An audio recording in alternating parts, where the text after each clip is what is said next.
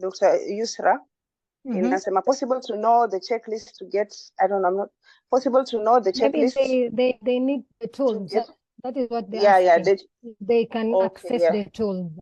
Okay, well, as I said, we'll have another webinar on specific on the Kaizen tools in the M&E chapter. So you'll just get posted. We'll have another webinar specific on monitoring and evaluation, and all the tools that I've mentioned, that is the 4 tools, will be discussed in details. I ask another question. Just a concern, if you fail to achieve the set goals at the end of the project, how do you go about it? Do we start afresh? Kindly enlighten us. I think we will be going to the steps one by one, but maybe just an addition is that at the 6th step, this is where we check, we do the effectiveness check of our project. So at this point, we rate whether the measures that we've put in place are working or not. So I think that is where we get to know if whatever countermeasures we have put in are working for us, and if they're working for us, that is what we standardize. And if they do not work for us, then we go back to the drawing board.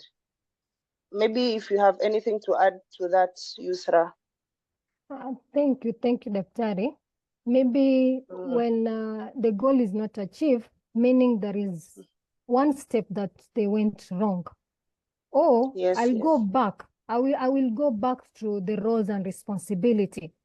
We said in the roles and responsibility, we need to periodically monitoring and evaluate whether the Kaizen process, the activities are well done.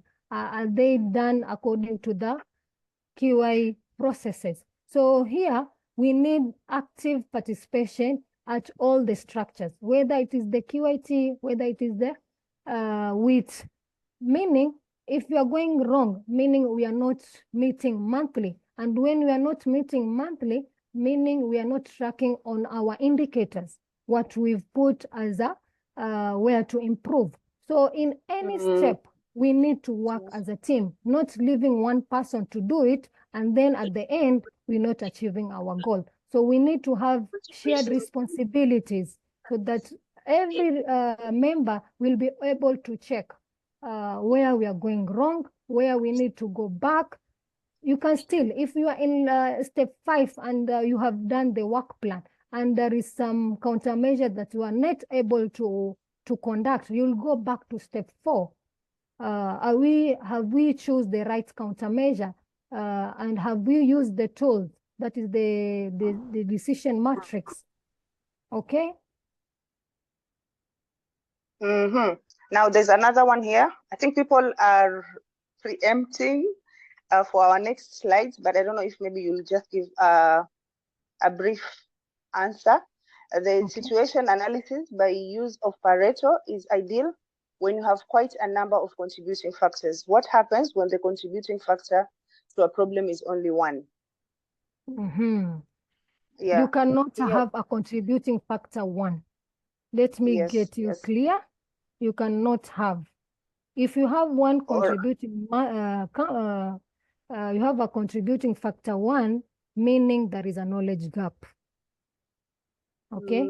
Yeah, we need to have sensitization, and we can have example. Maybe in the next webinar, we'll have example of QI projects to be able to you to understand where have you derived on the contributing factors. Here is the step where many members confuse with the root causes. So we'll have another webinar where we'll explain on the step 2. We'll still first start with step 1, and then we go to step 2. Yes. Any other question? You can even have one. You can raise your hand and ask the question. Since we don't have so many questions, the speaker has been great. We're just getting stunning presentation, great presentation. Can we have maybe a question from the audience? You can raise your hand.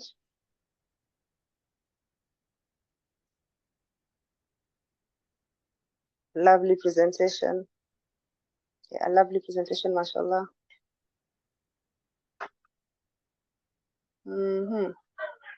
What is the name of the YouTube channel that will be shared? That will be shared in a bit. But it's health.mombasa. The link will be shared. Type health.mombasa. This presentation will be uploaded, and the previous presentations are already there. So it can keep you up to speed to what quality improvement is all about. We have the 5S presentation, and then we have another presentation that we had